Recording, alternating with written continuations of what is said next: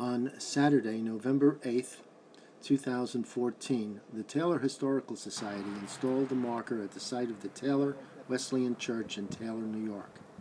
The original church was described on the original deed as the First Methodist Episcopal Cincinnatus Solon.